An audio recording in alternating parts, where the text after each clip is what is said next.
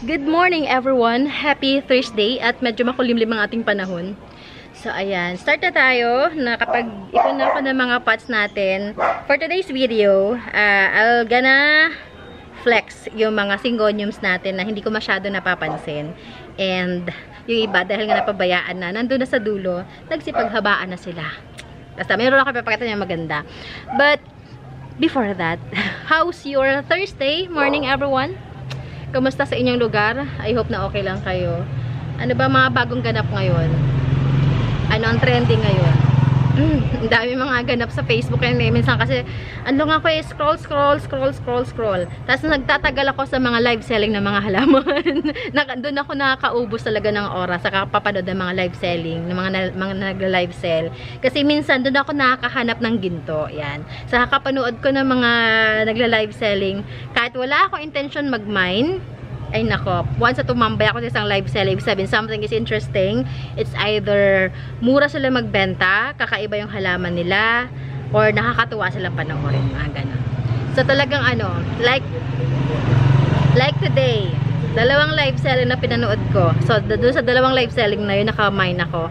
Meron ako na mine doon na pagkalaki-laking daing ampon, nakuha natin, mahal pa rin siya. Pero kung ikukumpara natin sa presyo before na 3,500 ganito lang kaliit, 4,000 ganyang kalaki, mura na siya ngayon. Kasi medyo slow down na yung presyo ng mga halaman. So, ang hinahanap ko ngayon is yung mga medyo rare na pwede natin i-offer sa inyo. So, nakamine ako. Abangan nyo yun kasi ikakat ko yun dahil hindi ko siya kayang ibenta ng isang bagsakan na ganun kalaki. Malulugi ako. Hindi ko siya kayang ibenta kung magkano yung binili ko sa seller. Kasi medyo mahal talaga siya. And I doubt, hindi naman I doubt, pero hindi ako sure kung may ibibenta ko siya ng same price. Magdadagdag lang tayo syempre para sa mabawi natin ating shipping kasi mahal siya. Manggagaling pa siya sa Mindanao area and take note, mahal ang shipping ngayon. So yun ang pag-uusapan natin today. Papaano ako nakakabawi doon sa mga halaman na binibili ko ng mahal. Like this one. Ito. This is ano to? Ano nga ito? Monstera Indo na Adonsiniae. Yan. Tingnan nyo. Tingnan nyo closely. Itong ating thumbnail for today. Ayan. Tingnan nyo. Mahal ko to nakuha. Nakuha ko to sa, I think, nasa less than 1,000.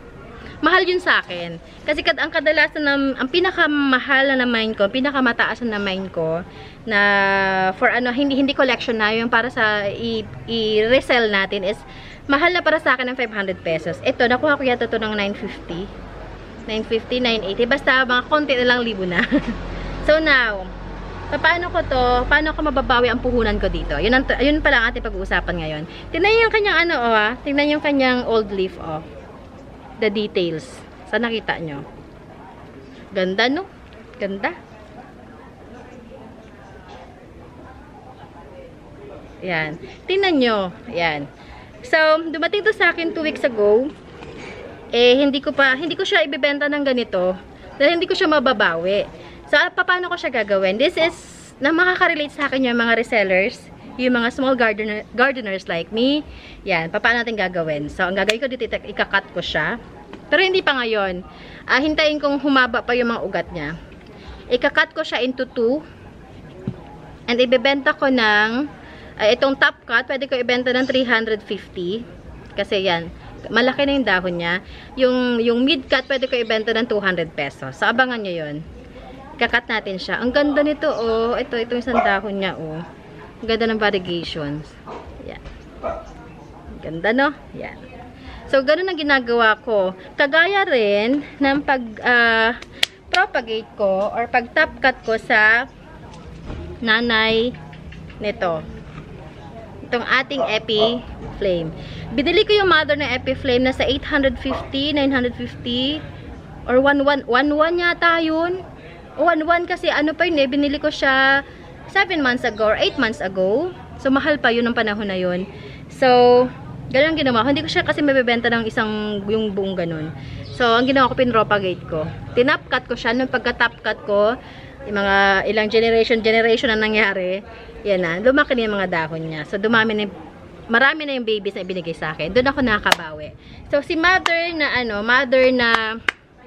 ayan, umaraw naman. Mother na Epiflame is, nabawi ko na yung puhunan sa kanya. So, pinagpahinga ko na siya.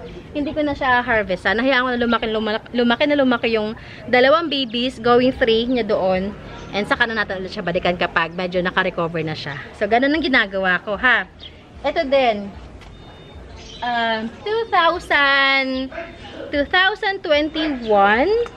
I guess. Eko, pawis. Mahal pang halaman ng 2021. Binili ko ang mother nito ng 500, isang leaf lang. Ni Epi Albo. Binili ko ng 500, isang leaf lang. Ang ginawa ko sa kanya, ang tagal pa bago talaga siya nagbigay ng bagong halaman. Tagal pa. Nung nagbigay naman siya, nag-start siya magbigay ng halaman, tuloy-tuloy naman. Si mother, na kay Ma'am Luisa na, naiwan sa akin yung mga babies, madami na. Isa to sa mga babies na naiwan sa akin. Yan. This one, I'm selling it for only 300. Kasama na pole, hindi na kay lugi. Pole pa lang, bawi na kayo. 300 na lang to, ha. Yan, 300. Ayan, big leaf na siya. So, pagandahin yung pagandahin to. Ito ay magandang offer. Dati ko siyang binibenta ng 385. 300 na lang, ha. Yan, makakuha niyang swerte. Ganon din dito, ng ating milk confetti. Si milk confetti, ito yung mother. Ito yung mother niya. Pero, binili ko siya, ganyan lang katangkad. Ganyan lang katangkad. Binili ko ng 500 pesos. Ang ginawa ko sa kanya, nung medyo nag-blush siya, hiniwalay ko. Ang inihiwalay ko ay ito. Yan ang hiniwalay ko. Tapos hinayaan ko si mother na maging ganito. See? Yan. Itong isa, I'm selling this one for only milk confetti yan, ha. Sige, bigay ko ng 250 ito. Dati ko siya binibenta ng 350. Sige, 250 na lang to. 250. Kung sino may gusto ng mother, PM nyo ako. Kasi hindi ko pa alam kung magkano ipipresyo ko sa kanya. Super lush. Actually, ino-offer ko sa inyo before to eh. Wala naman pumapansin. So, yan. Nag-lush na siya. Yan o. So, yan lang muna siya. And, ano pa? Ayun lang pala. Grabe pawis ko. So, flex na tayo. Yun ang gusto ko ikwento sa inyo. Ganda ng mga Syngonium. Before tayo mag-proceed kay Syngonium, meron lang ipapakita sa inyo. Malaking Wave of Love. Wave of Love na rainforest. Or Anthurium pala. Anthurium. Meron akong dalawang klase ng Anthurium. Si Tobacco, tsaka si Rainforest. Pinagko-compare ko silang dalawa. Tinitingnan ko yung difference. Kasi halos magkamukha sila pagdating sa tayo, sa tindig. Pero nakita ko kasi ang difference is yung color ng stalks. Tsaka yung pagkaka-wave ng dahon. No? Tingnan gano'ng kalaki. This is the Rainforest na meron dalawang spadex. Spadex. Yan, magmamature na siya, oh. Ay, parang ayaw ko siyang ibenta. Parang hintayin ka mag-mature. Hindi na lang. Cancel na itong isa. Akin na lang to. Gagawin kong mother. Ang ganda, oh. Tingnan nyo. Hindi ko alam kung nakikita niya yung details. Pero iba yung kanyang stalks. Para siya nagre-reddish. Reddish, ganyan. Reddish, ganun. Ito kasi si isang Anthurium. This is Scorpion. Na-flex ko na ito na nakarang araw. Ito isa. Ito yung, minukbang na naman. Ang hilig kasi ito, suki ng mukbang. May pagbukbang to eh. Ayan. This is the tobacco. Ayan. Ito yung binibenta ko ng 395 pesos. Yan. Sige, pwedeng 385 na lang. Sige na, 385. Ganito kalaki, lash. Nakapat na rin siya. Parang uulan na. Yan. So, and, ito pa, mayroon ako ipo-flex sa inyo. Hindi ko pa siya napapat, so, pakita ko sa inyo. Hihinga lang ako salita. Pag nagbuhat talaga ako ng mabigat. Pakita ko sa inyo yung itsura niya pag naka-white pot na, ha. Pero pag binenta ko to sa inyo kasama na white pot. Kararating lang kasi, pero ito naman kasi hindi mo kailangan pa stable muna. Okay lang siya. Kasi aerial plant to. What I'm talking about is the female. This is female bird's nest. Yan. Yan. Pag naka-white patch, ang ganyan na cute. Sige, benta ko na to sa inyo ng 275 pesos. 275 yan. Naka muna. Mamaya ka talaga ng lupa. Okay. Eto, may furcatum pala ako. O, nag-iisang furcatum. Ibenta ko na to kasi may paparating ako isa pang furcatum. Furcatum, 375. Cute ang dahon, no? Ganyan ang dahon niya. Yan, 375 furcatum. Hi! Hi, hi, hi! Uy, si Legacy ko walang walang dilig. Dito ka, para madiligan ka mamaya. Dito ka sa baba. Diyan. Ganda ni Legacy. Ayun, parang tuloy ako na sa mga aglaw ulit ngayon. Parang gusto ko mag-collect na naman ng aglaw. Sige, syngoniums, syngoniums. Ay, hindi pa. Wait lang, ito pala. Tsaka ito. 100 pesos na lang, Emperor. Emperor 100. Emperor 100. 100 na lang. Yan. Yan yung minukbang dito sa table na nakaraan. Tinago ko ulit. Okay, syngonium. Meron tayong Southern. Southern 2-in-1. Yan. 200 pesos. Tama ba? Baka. Sige na, nasabi ko na. 200. Southern. Syngonium aurea. Yan. Syngonium aurea. This is 250.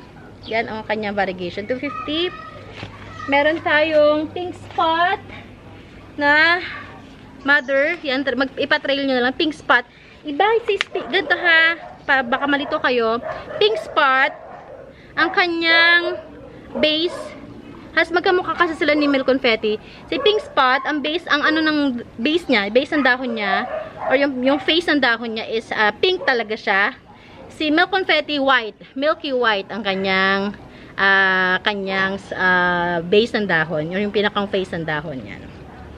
Yan. At Pink Spot, I'm selling this one for only 230. 230. Robusta. We have Robusta. Ganda rin ni Robusta. Ayaw pa kabog, oh. Sige, 200 na lang si Robusta. Ayaw pa kabog. This is Butterfly. Yeah, Butterfly. Sige, 120 na lang to. 120. Syngonium Albo. Na cute lang. Sige, this is 50 pesos na lang. And, eto, Illusion. Lagyan ko nga ng pangalan. Minsan nakakalimutan ko siya. Syngonium Illusion. Illusion. Yan. Syngonium Illusions. Ayan. This I'm selling it for only 230. 230. Illusions. Alrighty. Ipatrail nyo to. Ang gaganda ng mga syngoniums kapag napatrail. Okay. So, I think that's it. Tomorrow na lang ulit. At yung pawis ko ay ayaw na ulit umano. Ito. Wala pala ako na flex na na pink. Ano sabi ko? Ano nga ito? This is basta nakalimutan ko pangalan niya. Ano nga ID nito? Ito yung syngonium na to. Hindi tricolor, iba yun eh. Ito, sige, this is 120 na lang. Okay.